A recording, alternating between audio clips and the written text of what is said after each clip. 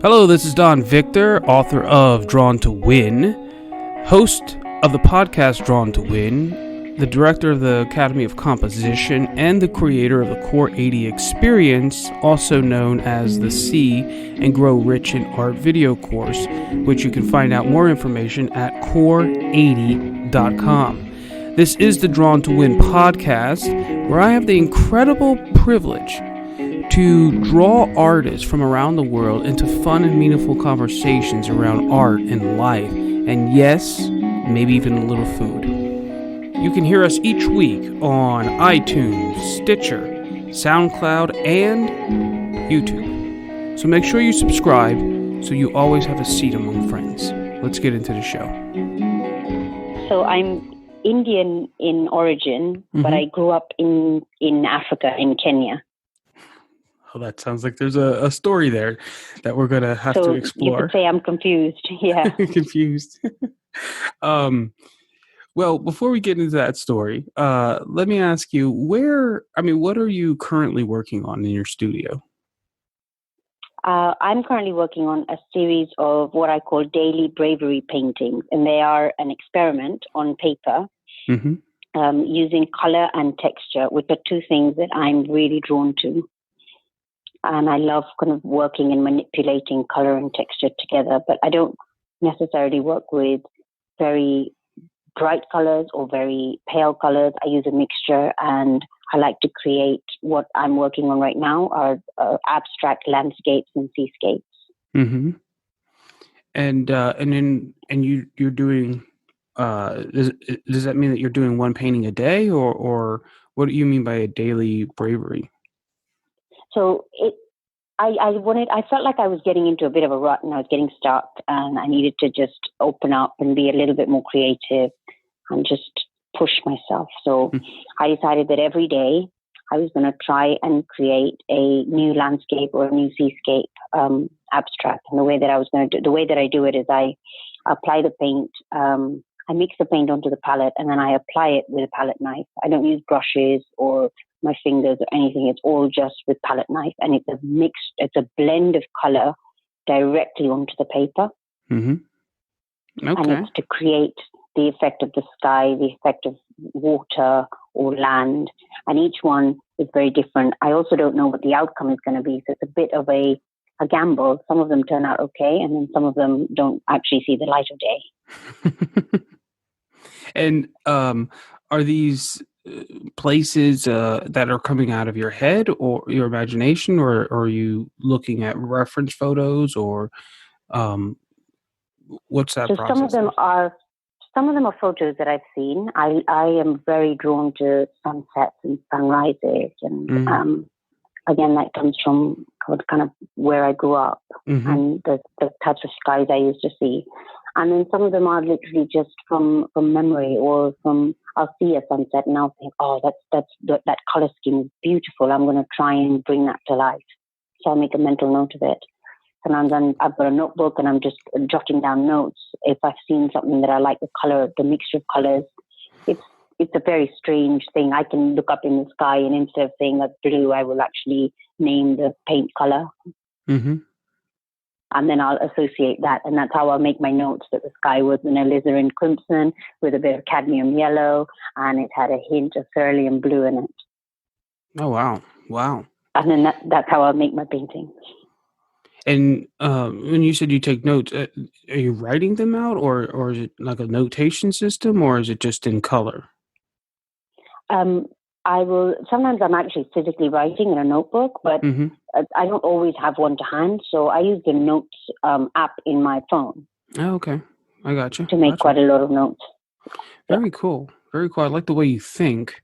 There are a couple systems out there. I know when I was trained in the Fletcher system, Fletcher color system, we were trained in notation, and there's a system where you're using a dot and a line, and let's say you have a vertical line, and then there's a small horizontal line that you place inside there. And what the dot will do is, if it's like, let's say a 12 o'clock vertical, that will tell us it's a yellow. The little horizontal line there's 5 indicator places on that, positions on that will tell you the level Right. of intensity of the color. So, if it hits the dot, it's a neutral gray, and then if it's all the way at the top of that little line, it's just full saturation blast. And and then we would add a number to it, which would be a number maybe from 1 to 9 on the level of the value of that color. So how light or dark it was. So very Wow, quickly, that's interesting. yeah, very quickly you can notate all kinds of color based on saturation, hue, and value, and get those Yeah. 3 properties. So I like the way you're thinking. There's actually an artist named Thomas Colt, and he would do something similar.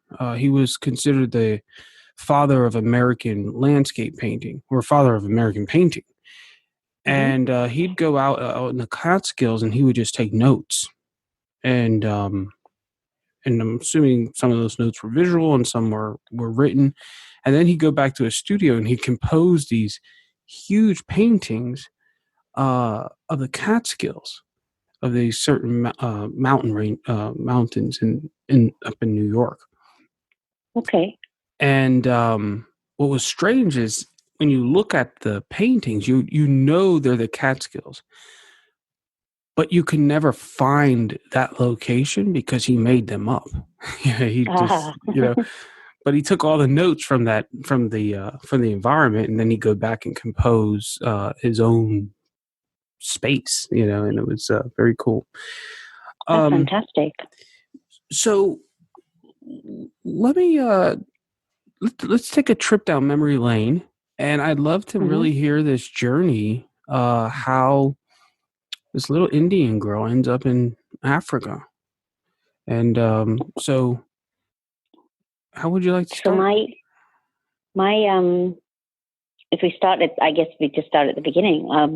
My grandfather was born in India, in northern India, in a state called Gujarat, and he got on a boat and came to Africa, to East Africa. And he emigrated many years ago. I cannot even tell you when. He was born in the 1920s, so I'm assuming it was in the 1930s probably. And he started a business there. He married my grandmother, and they then started their family. Mm-hmm. And so my dad was born and raised in Kenya. Wow. So we are basically what are known as East African Indians, and there's hundreds and thousands of us, and we're dotted all over the world. Yeah. And so we're Indian in terms of our religion, in terms of our belief, in terms of the way that we live, but we actually grew up and in Africa. So we have a combination of both cultures ingrained in us. Wow. And so do you speak Hindi as well as Swahili? So I speak Gujarati and Swahili. Oh, okay, Gujarati. So what I probably should then have started the podcast with Namaste Karibuni. Yes, that would have been perfect. If people don't know what that means, Namaste is how you welcome people in, I guess, I don't know what language. It's an Indian way of welcoming Hindi, people. yeah. And then Karibuni is how you welcome somebody into your home in Swahili. Swahili, that's right. Swahili. That's cool. So what part of Kenya were you raised in? In the capital, in Nairobi. I had family that lived out in a town just about 45 minutes outside of Nairobi called Naivasha, which is basically on the edge of the Rift Valley, which incredible. is obviously a very, very famous escarpment. It basically dips into the ground, and you can, when you're driving to Naivasha, you actually go around it and you can see inside this escarpment. It's absolutely incredible. So the sceneries I grew up with were just beautiful, things that you just can't imagine seeing. And we had a combination of being in Nairobi, very urban, high-rise buildings, and then you drive half an hour away in any direction, and you're suddenly surrounded by just beautiful, it's either green and very luscious with lots of trees, or it's brown and savanna and animals. I mean, in Nevasha, my aunt has a house where you wake up in the morning and you look outside the window and there's zebra grazing in your back garden. That's it's awesome. Just beautiful. That's incredible. That's so cool. Oh my goodness gracious. Very cool. So I have to ask you I'm going to tap into my old self here. When I was in college, I remember meeting my first Africans, and because I knew African Americans, but I didn't know Africans, and I didn't realize how ignorant I was on a lot of things. And so I remember when I met this African girl. She was from Nigeria. And I said, so, Wamika, do you speak African, right? Because I thought it was a language, And she's like, you foolish boy, right? And that was my name by the Africans, was foolish boy. Foolish boy. I am from Nigeria, from the tribe of Ibu, right? I speak blah, blah, blah, blah, right? And she broke it down, and I was like totally terrified. And then I befriended a whole community of Kenyans and people from Uganda and Kenya and Tanzania. And they began to teach me a little bit of Swahili back in those days. Okay. And so my nickname among them was Kijana Mjinga, which was right. Foolish boy. Foolish boy, yeah. So my foolish boy question for you is, did you get to see some lions when you were walking around like those areas? No. No. Oh, so goodness. You want to see a lion, you need to go into the Masai Mara in Kenya, or to the Serengeti in Tanzania, to the Nairobi National Park. And yes, there I did see lions, lots of them. Okay, so you saw them there, but not where you lived. Then I got you. No, they wouldn't be in the capital city, for example, just walking around. Obviously, yeah. But I do have an interesting lion story for you. We went on safari once with my little cousin. I was a teenager at the time, and my cousin was maybe 2.5 years old. Obviously, sitting on my lap, we're looking out of her. They take you on safari in these. You've probably seen them. They're like either they're 4-wheel drives or they're 8-seater vans, and the roof of the van actually opens up so you can stand and look outside, so you can see the animals. But we were sitting down. I was holding him. We're looking out the window, and we came across a pride of lions, and there was a lioness that looked hungry. And you can tell when a lioness is hungry, she starts to kind of arch her back and her body language starts to change. And my cousin stuck his hand out the window. He was only 2.5 years old. He doesn't know. And he's fascinated by this thing that's moving around. And you could see she was getting ready to pounce. She immediately sensed, oh, this is little, but it's food. Mm-hmm. And I had to yell to the driver that the lioness is getting ready to attack. And he sped off just as she was getting ready to jump to grab my cousin, which was very interesting. Very interesting. Wow. Yeah, that's a little scary. It makes you rethink life when you're in that situation and you're staring in the face of a lion. I mean, I was inside a car, but it really humbles you. Every time I go on safari, I feel very, very humbled, because you realize that actually there are such bigger and greater forces of nature at play than just us in our lives, in our world. It's kind of when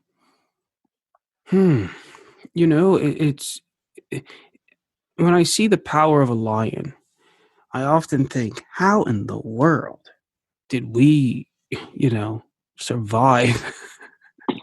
Yeah. And then when you begin to, go into those ideas, then you're like, whoa, you really begin to appreciate the power of being a human. For example, like, I'd love to hear if you have any stories about the Maasai and how they inspire. I think you were saying that they are a source of inspiration for your work. Is that what I yes. think? Okay. Yes, the Maasai people, they're quite famous, and they're known around the world as an icon of Africa, of East Africa mainly, and Mm-hmm. they live in Kenya and in Tanzania. They move between the kind of the Masai Mara and the Serengeti, Mm-hmm. and they have a very interesting life. Now, obviously, they now that times are becoming a little bit more modern, they are changing and adapting in many ways, but they've also held on to a lot of their traditional beliefs. They live in mud huts Mm-hmm. made of cow dung still Okay. I didn't know that. in the Okay. middle of in the middle of the Masai Mara. Some of them are now starting to go to school and become more educated, but there are still a lot of the Maasai people that have really stuck and held on to their culture and held on to the way that they live. And they're iconic they wear this red cloth Mm-hmm. that's draped around their bodies. It's called a shuka. Mashuka. Yeah, and that's one of the most iconic things about them, and the jewelry that they wear. They wear these beautiful big necklaces, and Mm. they bore holes into their ears to wear earrings that dangle really low. And if you ever look at kind of their ears, you'll see that they've got these big gaping holes in them. Mm. They create that they themselves to kind of differentiate themselves, and it's part of their culture.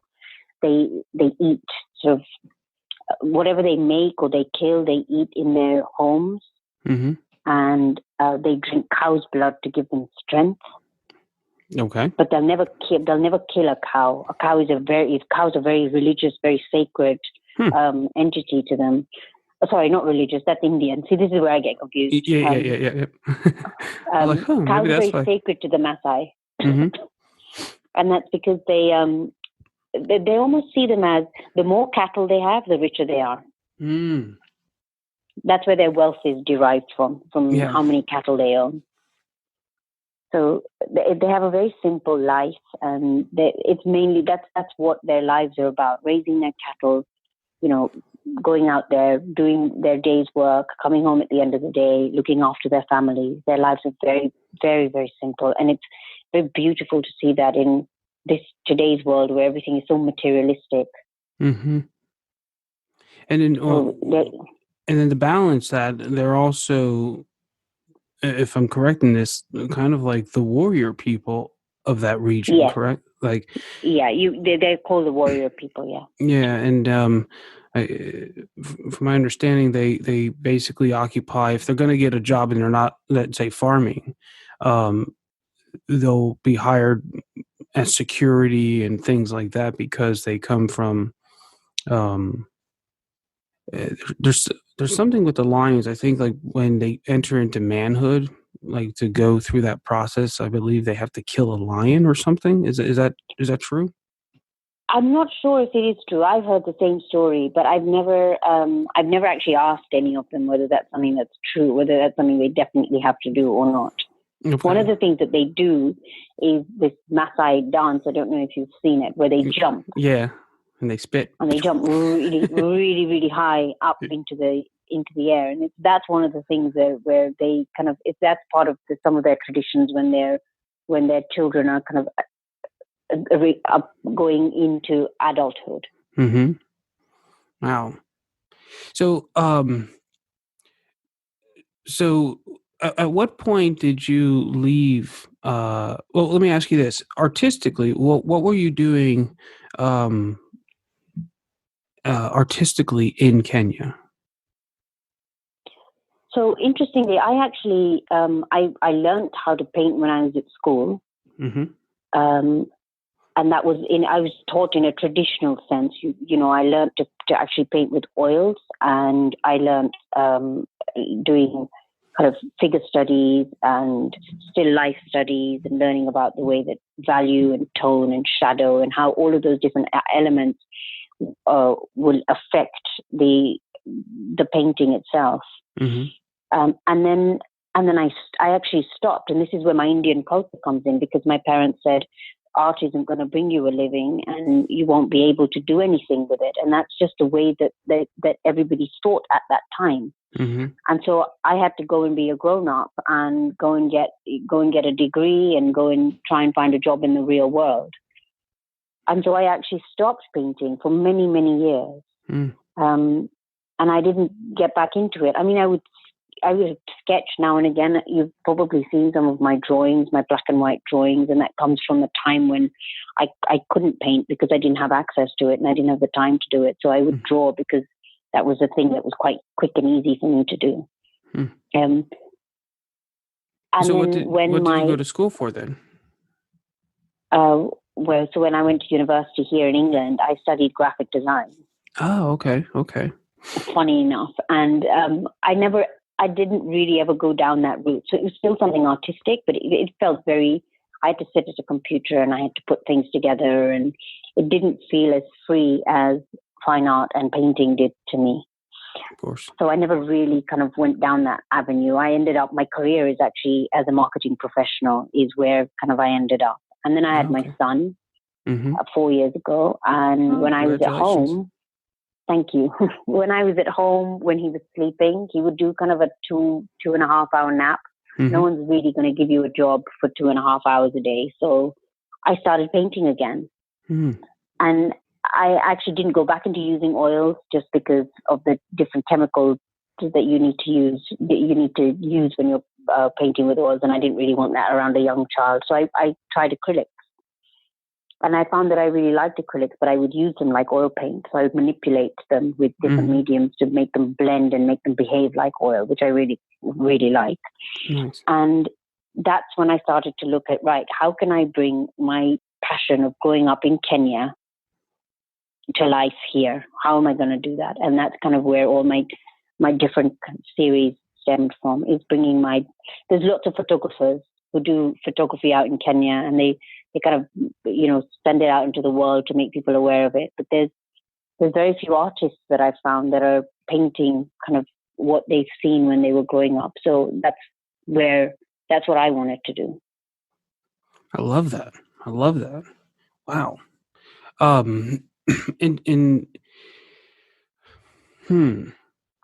So how would you describe, I want you to take us back to being a little girl running out and to one of those moments where you just stop and you're in awe of the beauty. What does that feel like, or what are you looking at when you imagine that moment inside yourself? Gosh, there's so many of those. So many of them. Going out onto the balcony at my aunt's house in Naivasha and overlooking Lake Naivasha.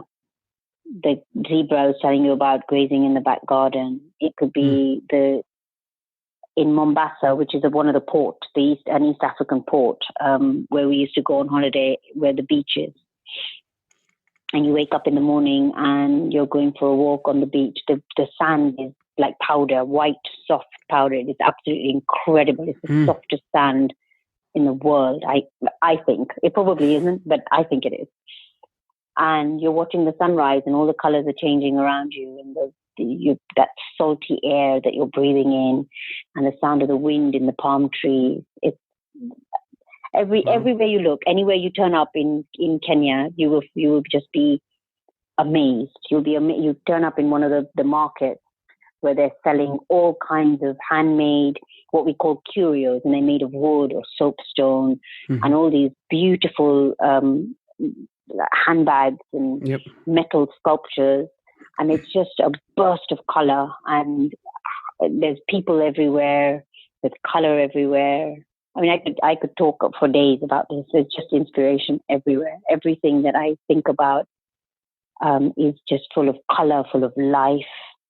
And there is a certain simplicity about it. There's no technology. There's no mobile phones. There's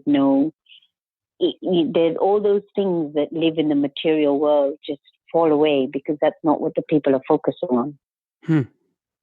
That's what it was like growing up. It's not like that anymore. Now the material elements are coming into play.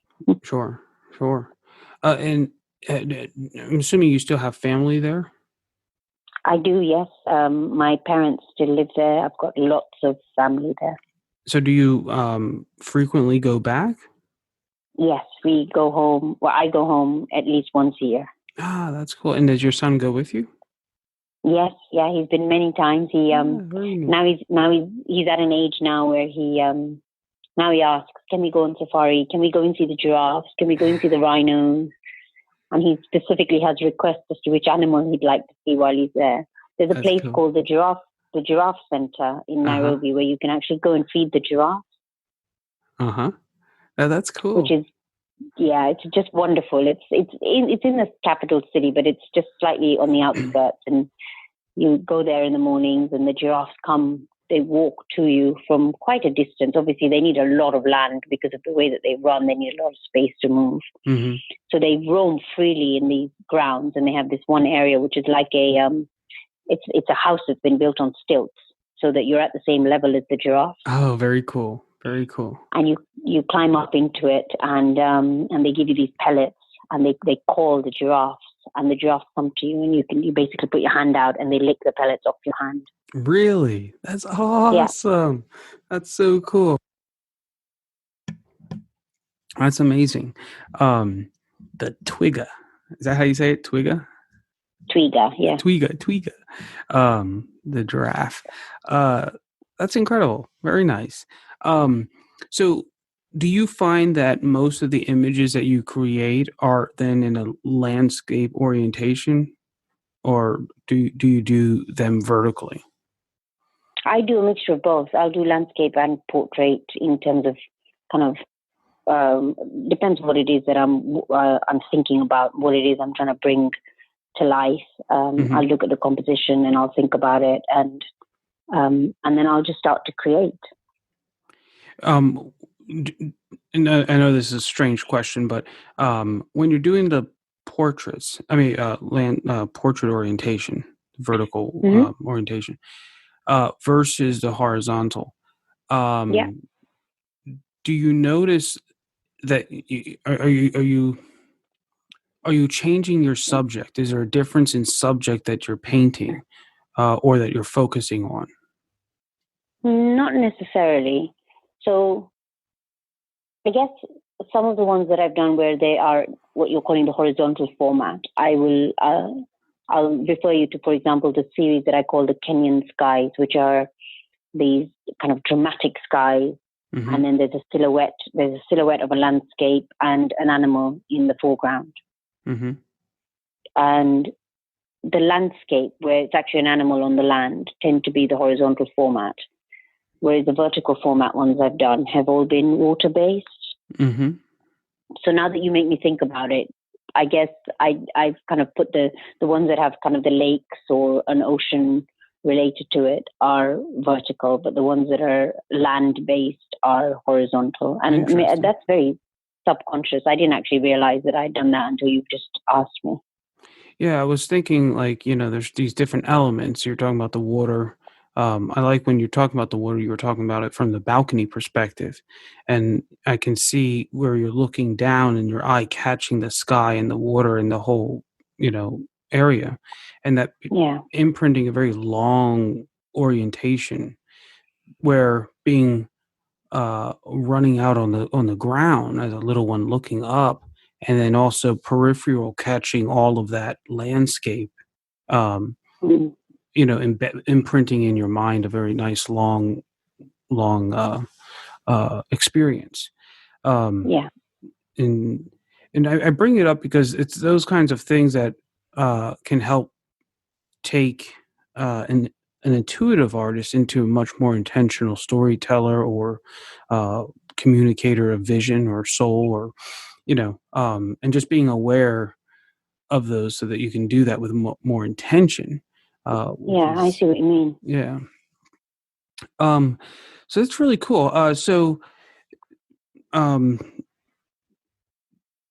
have to ask you this because you said you went into marketing. What kind of marketing did you do?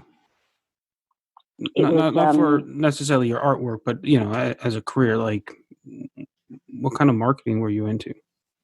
So they were what you would call campaigns. We're working with specific brands and bringing very specific projects with their product ranges to life. At the core of it was to increase perception, to increase visibility, and to increase sales. So that's just a very broad An Yeah. example of it would be when uh, more recently I've done some work with the movie The Secret Life of Pets and Energizer Batteries. So Really? putting two brands together, and they run a campaign, a promotion where if you buy the batteries, you basically enter into a draw for the chance to win one of the stuffed animals from The Secret Life of Pets. That's cool. That's really, really Or, cool. or and I've worked with some really, really big brands. So I've worked with the likes of Coca-Cola, Ferrero Rocher, Wow. and then there's some big kind of butter brands here in the UK. I've worked with Lego or Pokemon. So Hmm. lots and lots of different international brands, and each one there's an element of bringing the brand and something else together and it's mainly to drive consumer interest and to get you to pick up their product versus somebody else's.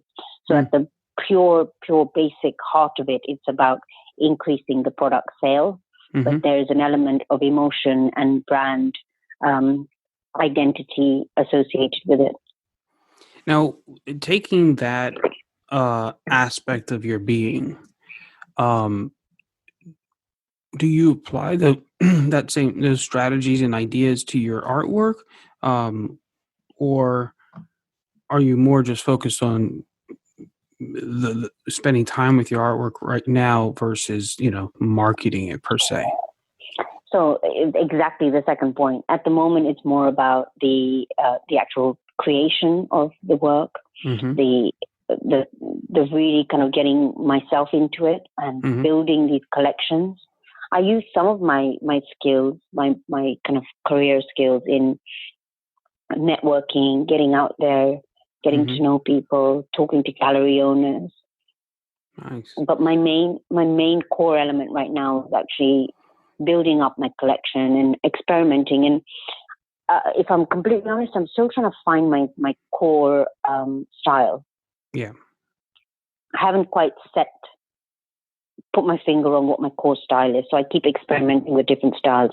There is a thread going through everything, which is that relationship back to where I grew up Mm-hmm. and that element of color, texture, and simplicity.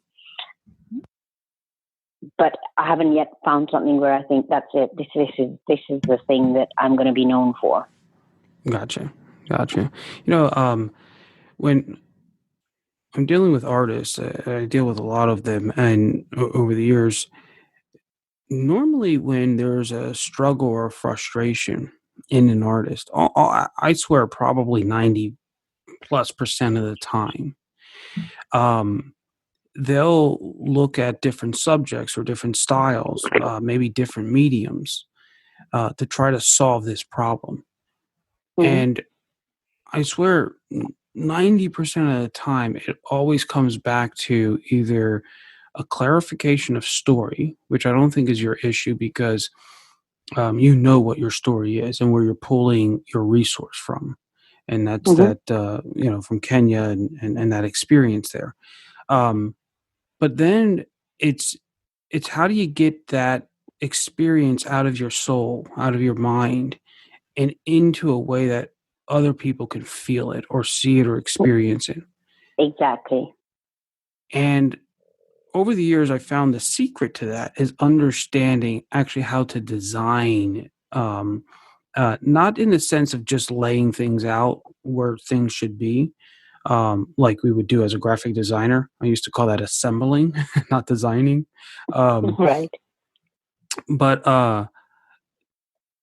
but in terms of it as a language, so it's like how do you write, we're speaking, and with speaking there's a science to it and a grammar to it, and then you can even get to the point that there's a poetry or even music that comes out of it if done uh, um, with a certain level of economy to it, right?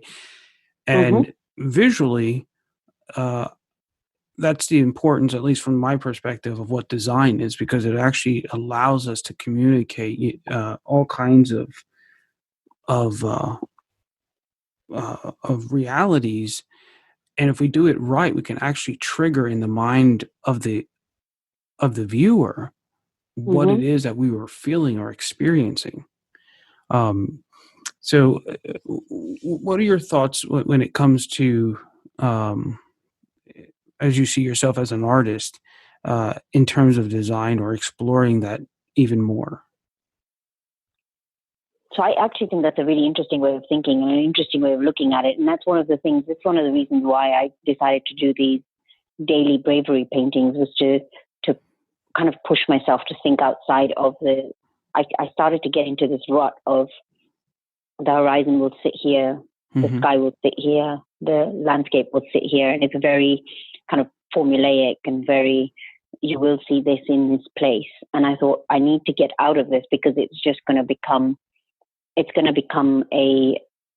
exercise rather than something that is more intuitive and something where I'm actually making you feel. When you look at it, I want you to feel something. I don't just want you to say that looks nice Mm-hmm. and then stop, or that that doesn't look nice and then stop. Whatever it is that your opinion may be of it, I want you to look at it, get lost in it, to actually feel like you're there, Mm-hmm. but not in a realism way. Yeah. I don't want to create a painting that looks like a photograph. Yep. And And so mm-hmm. I'm sorry. that's one of the reasons why I'm currently doing these experiments, to see the way the paint moves on the paper and the way that it comes together, the way that the colors merge. And that's actually sometimes what happens right in front of you when you're sitting and you're watching the sunrise or the sunset, and you're just enjoying that moment of peace in the morning or at the end of the day. The colors are actually merging right in front of you, and they're changing color, and the sky is moving. And I wanted to try and bring that to life, Mm-hmm. which is very difficult to do on a static piece of anything, paper or canvas or whatever it may be. Mm-hmm. And that's what this series is. It's an experiment of bringing that motion and that movement of the sky and the water to life. Well, let me ask you this: if you had this image in your head, right, this experience, and you took a photograph of it, a colored photograph, and then you took that color photograph and you turned it into a grayscale, all right, which is black, white, and grays. Mm-hmm. Would that, okay, if you imagine that in your head, right, everything go black and white, Yeah. would it still possess the power of that moment for you? Yes. Oh, Absolutely. do you mind if Because we of the go? different values and the tones and the way that the light, where the light hits and where the darkness comes in. And there's a lot of that. Awesome. And um, see, I'm trying to like, now there's a part in me that's kind of getting excited right now. And but that's the teacher part of me, right? Because do you mind if we go in a direction real quick, just for a little bit? Um, if I can maybe inspire you to kind of think about a couple things from a different angle. Yeah, Um, sure. okay, cool. So when one of the things I do with my students, I always have them in the beginning remove color out of everything, um, Right. because I think color is very deceptive. For example, if you look at a Mm-hmm. red, reds are very bright, right? Oftentimes it's very saturated. But when you convert it into a gray, oftentimes red is around a 50%. And like if you look at a red and you convert it into gray, all of a sudden the reds go away. Um, I think it's one of the reasons why most car accidents around dusk, and if you're driving, try this out. I did this with my daughter, and she started freaking out. If you're driving around the time in which the sun's going down, that's the time in which most accidents occur. One reason is Right. probably because of uh, rush hour, but I think it's for this reason. The most amount of cars that get in accidents at the time of dusk are red cars. Oh, And really? yeah, Wow. yeah. And some people will say, oh, well, it's because red cars make you drive faster and, traffic. I think it's because when you're driving and the light is going down, If you look at red cars, they almost disappear because even though they're red, the value of that car is a 50% gray, and they almost disappear into the landscape, the sky, the road. And white cars pop out, black cars, dark cars will pop out, and you can see them clearer. Um, Mm-hmm. and just when you're driving around or going around that time, take a look at it and just like start squinting your eyes a little bit, and all of a sudden, like, you'll see the white cars pop, the black cars pop, the the red cars vanish. Also, green oftentimes will do that too, because green and red are very, very similar. Um, That's an interesting way of looking at it. Yeah, and so when you remove the color from this image in your imagination, or even like photographs, right? You might see the color. Remove the color if you can in Photoshop or something, and then I would really, really encourage you to add to your daily bravery things before getting into the painting, because the painting oftentimes will make you think of it in terms of color. Or if you want Okay. to paint, maybe just work with gray, a set of grays, and see if you can capture that emotion. Because then when you add the color, it's just going to enhance it. But the piece will either be successful on its values or not on its color. And Yes. Yeah. now, and then this is the second part is, um, and I think this is actually even far more important than the values. When you lay down a stroke, let's say, or in your case, like you're using a palette knife, Mm-hmm. um, and there's two values that are created. One's lighter, one's darker. It creates an edge, and most people don't think of an edge as a line. Okay. Okay, and and that's really, if you want to transfer an emotion into a person, it always comes back to the line. So for example, I'm going to give you a small test, okay? Mm-hmm. And don't worry, you're going to pass the test. And if you don't, we're going to end the conversation. But you're going to pass the test. But it's a freaky little test that I throw out there, okay? So what I want you to do is imagine a king. Okay. Okay, he's a king. If you want, let's say, um, a king, okay? Mm-hmm. And this king, he's silhouetted, so he's basically like a black figure on a white background. Okay, and this background, let's say it's just this big rectangle. Okay, so you have this black figure, this silhouetted black king in the middle of this paint image. Yeah. Now, if we want to make someone, when they're looking at this image, feel that he is a peacetime king, okay, would we construct our scene, whatever that scene is, with Mm-hmm. dominantly horizontal movements, vertical movements, or diagonal movements? Uh, I would say horizontal. Yeah. And if we wanted him to be a wartime king, would we use horizontal, vertical, or diagonal movements? Vertical. Okay. Um,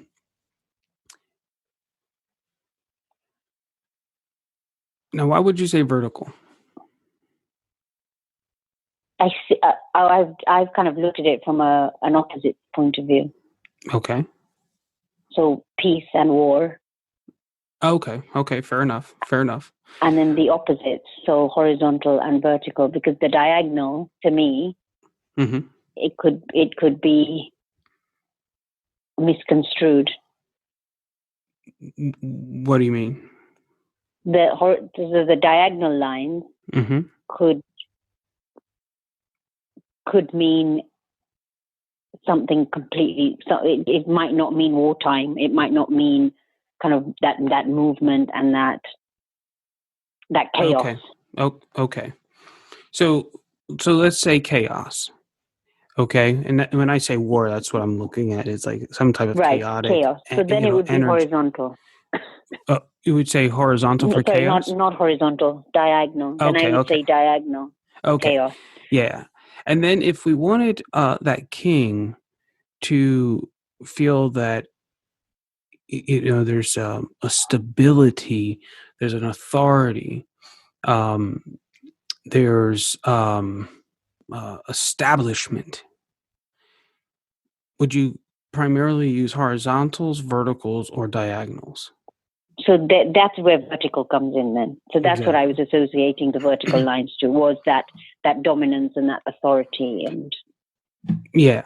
And so what's interesting here is we never talked about what the image is that's behind him.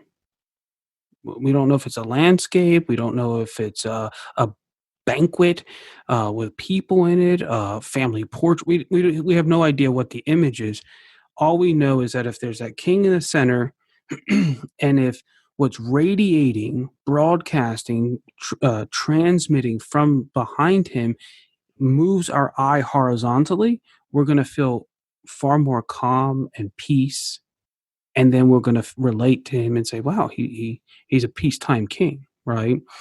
Um, and you can actually do an experiment with this where you have the same exact background, but all you do is emphasize the horizontals or the verticals or the diagonals. And with the diagonals, you could actually break them up into small alternating um, diagonals so that the eye is bouncing back and forth and up and down. The more chaotic you get with the diagonals, the more the mind feels that. I mean, not feels it, but yeah. sees it and reacts to it and then interprets it. And that's what you're feeling.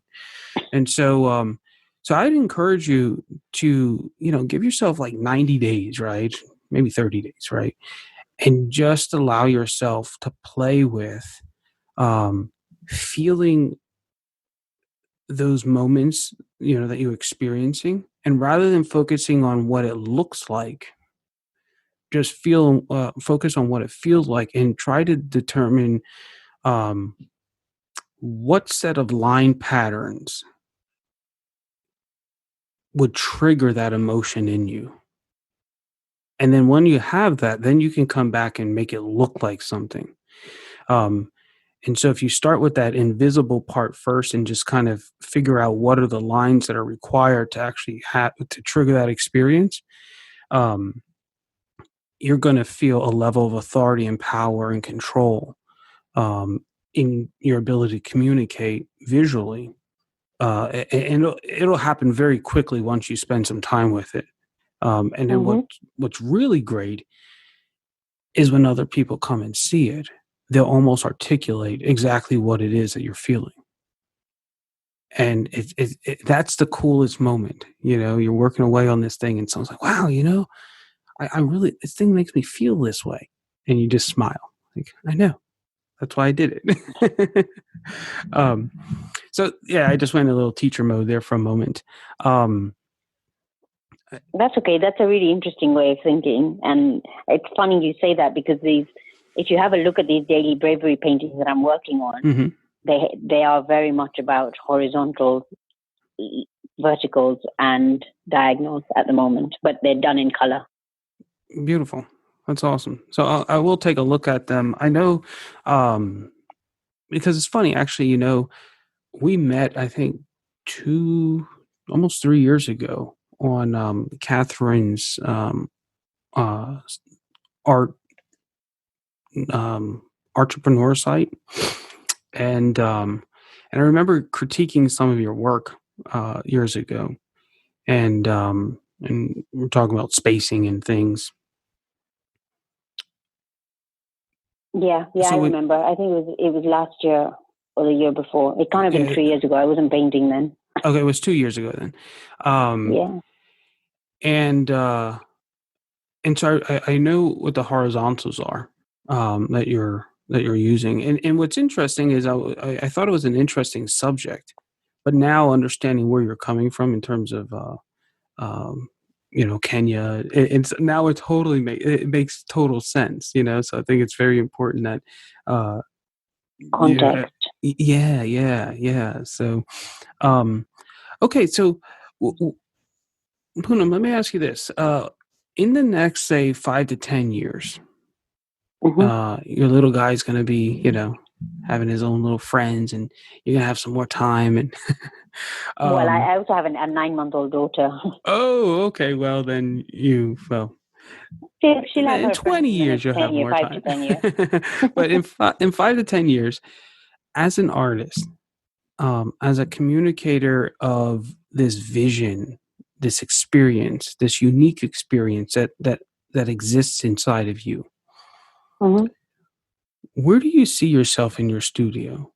How do you what do you see yourself doing, um, if you could do whatever it is that you want to do? Well, I'm hoping that I can actually build this up into a business where my art is basically I'm selling my art, and I'm represented in a gallery, and I've got my work is I'm being able to create these pieces that are much larger scale, and just being able to sell them, to exhibit them, and Hmm. eventually, if it goes in that direction, I might start kind of doing art classes with people Okay. to teach them how to create that feeling in that landscape. That would be difficult in the sense that you have to have experienced it, but people have always experienced that sort of thing somewhere in their lives if they've been on holiday, because that's basically what growing up in Kenya feels like, one very big holiday. That's awesome. So let me throw a wrench into that. What if um you never sell anything? And and there's a reason why I'm asking this, okay? Okay. Um because I'm going to push you if you're okay with that. Yeah, Um that's fine. so let's say Oh, in 10 years you oh, don't yeah, go on. yeah, no, go on. Okay. I don't sell anything. You don't sell anything. Hmm. What determines your success as an artist? Okay. Okay. Actually, that's a better way of thinking about it, because that's kind of the way I've been thinking recently, is what if nothing comes of this and it's just me and I'm painting? And I actually quite like that. It sounds strange, but the reason for it is that it takes all the pressure off. And now suddenly I'm creating because I want to create and because I've got a love for creating.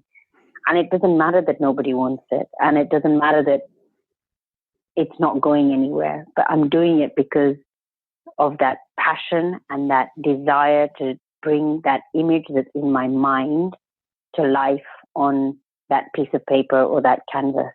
Hmm. And that's it. And I really like the simplicity of that. And we've been talking for about an hour now, and I keep going back to simplicity Yep. and things that are simple. And it's because of the way I grew up. There was Hmm. never complication involved. And I really like that. I like the fact that if you look at anything in life, you can always break it down to its simplest form, and it will still, in most cases, deliver. Absolutely. Absolutely. Beautiful. It's interesting. I deal with a lot of artists that may have deferred for several years, sometimes 20, 30 years in some cases, their passion and their love for art. And when they finally decide enough is enough, this is who I am, and I have to uh, give life and time and being to this thing. Mm-hmm. Um, Oftentimes, and it's very sad that this occurs, there's a point where they actually have to deal with the the voices of the past. And oftentimes that comes through parents or culture. Okay. And Yeah. then it was interesting. I was just talking to somebody the other day, in one of the podcasts about how oftentimes in Asian culture, uh, especially nowadays, they look down on the arts and they want you to go into something with computers or science, something that you can make money doing, a career. Mhm. Mhm. And the reason why I'm bringing this up is because I want you to become absolutely conscious of it. Because when I asked you the 10 to 15 years, you went straight to my success is defined by, well, if I can make a living or money off of this thing. And Mhm. and sadly, that's where a lot of artists go, because that's just, that's part of the, I love capitalism, but as an Yeah, it's artist, human nature, isn't it? yeah, and it's very, very tough to know how, to go through that process where you almost have to separate yourself from self-preservation so that this thing in you can come out, you know? And it's not easy at all. It's not easy at all. Um, but I just wanted to take a moment and spend some time in that frequency, so that while you're in your studio, because honestly, when you began to articulate the second round to that question, it actually Yeah. became so much more beautiful, and I felt you, right? I felt that little girl, who with the big eyes, just taking it all in. And Mhm. you have a very unique experience that you need to share with people. And you have, Yeah. you know what I'm saying? Yeah. I know what you mean. So that's yeah. So let me so what kind of advice um would you share with other artists?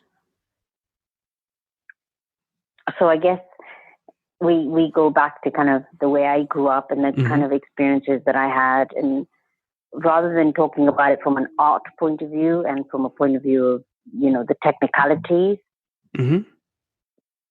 I would talk about it from a life point of view.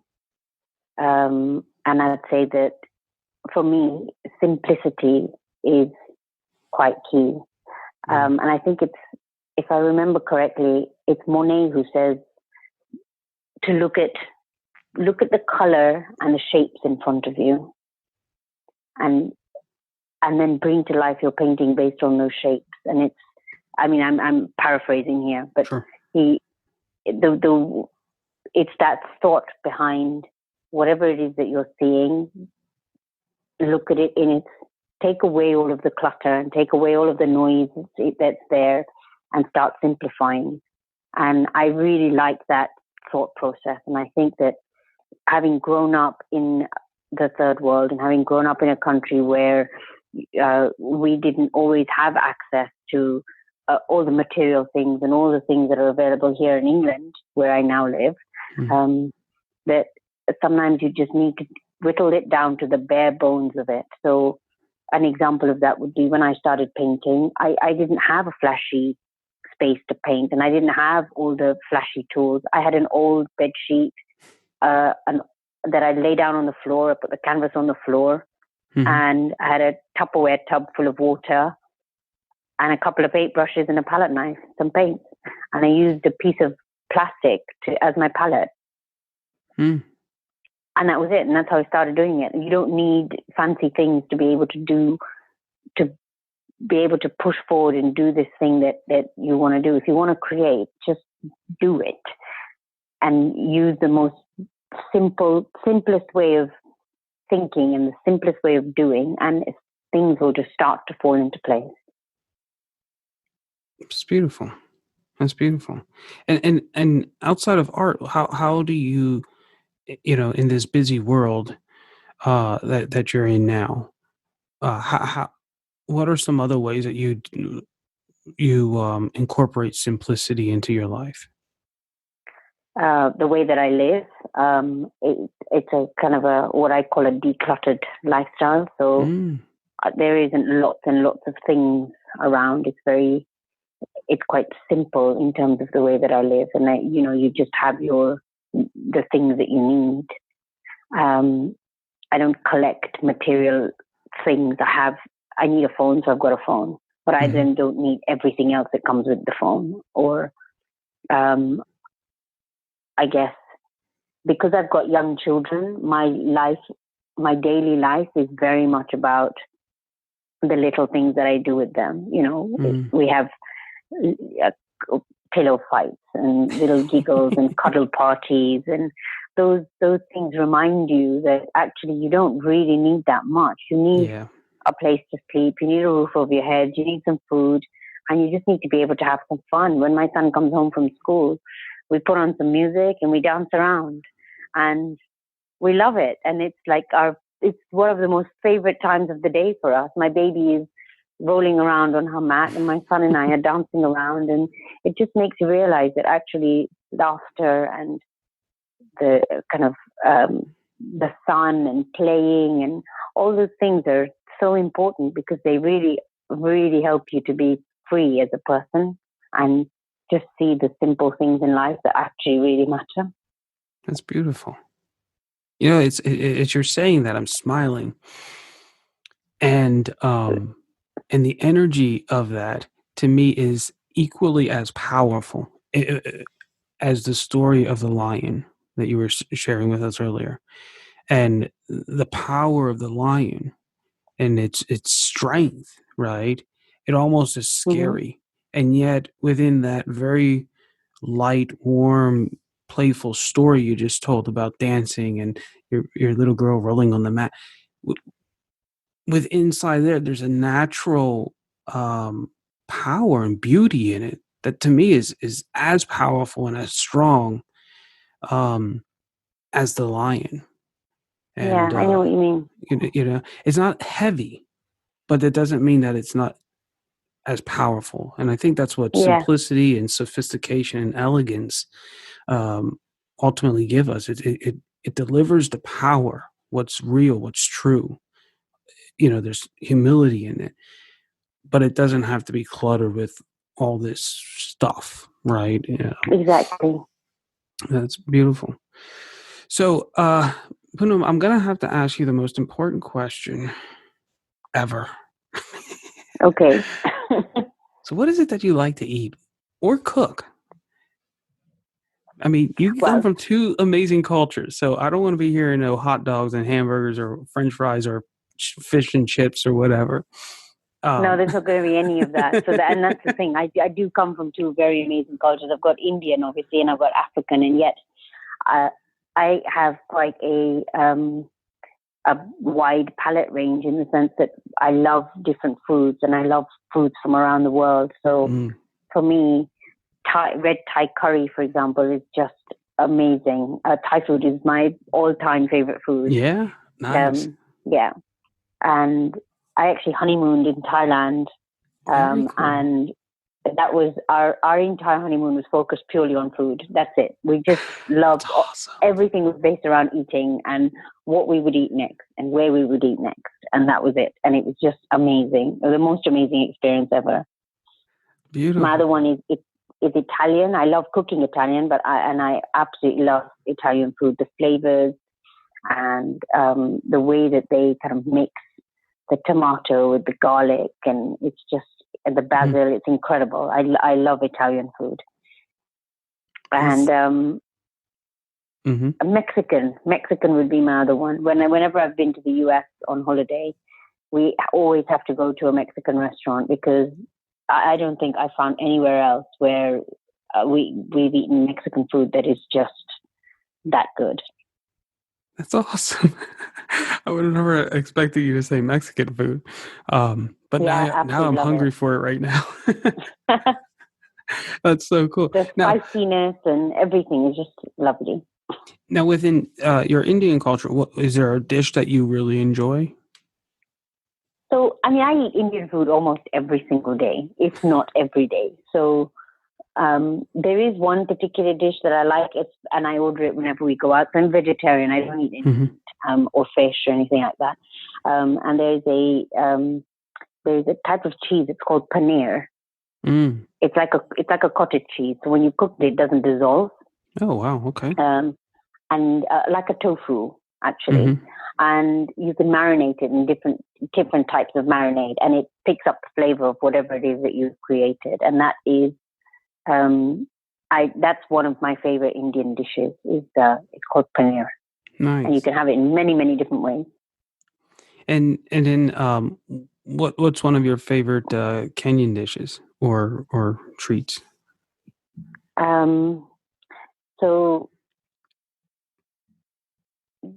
we used to eat this thing called mandazi, which is basically like a you made a sound as if you recognize what that is.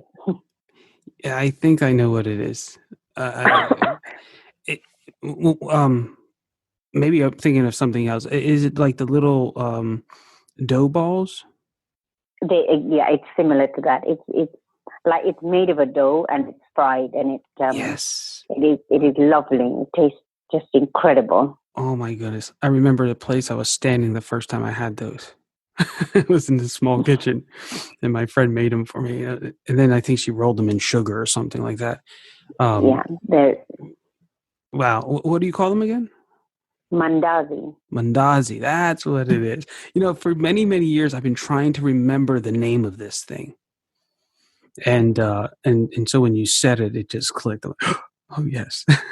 So, yeah. Well, one day, maybe when we meet in person or something, we'll go have some Thai food and end it with some mandazi. Yeah, it's like a donut almost. Yeah. It has that kind of texture of donut. Yeah. I remember thinking, wow, this is like a Kenyan version of a Chinese donut. Sort of. That's wonderful. So if people want to reach out and connect with you, how can they do that? I'm happy to by email. Email would be the best way to get in touch with me. Okay. And what's your email? So it's artbypunam@gmail.com. So obviously art by, self-explanatory, and then my name is spelled Punam. Punam. At gmail.com. Gmail.com. That's what it is. Awesome. Well, Punam, I thank you so much. And I guess we'll end it with Kwaheri. And and this was a really nice conversation. I thank you for your time. Okay. No problem. Thank you. I really enjoyed our chat. Thank you. I'll talk to you soon. Bye-bye. Okay. Bye. Hi, my name is Wanda Ruth Bennett. I joined Don Victor's class in February of this year, and I have enjoyed every step of the journey. I belong to a wonderful small group known as the Wolf Den, which meets on Tuesday mornings every week. We have spent such a wonderful time together, encouraging one another, being transparent with one another, caring about one another's journeys, and sharing the journey along the way. The input that I receive in this particular class from my classmates has been some of the best input I've ever gotten, because they are willing to tell me the truth. And if it doesn't work, they tell me it's not working, and they try to help me figure out why. I couldn't ask for better advice. Don Victor's insight and his exceptional understanding and grasp of how the masters created their works to tell their story effectively has been just mind-boggling, and is genius in my estimation. I have loved working with him and with my small group, and I enjoy and look forward to meeting them every week to discover new things. What I've learned the most is how to tell my story effectively, clearly, concisely, and hopefully impact and influence someone.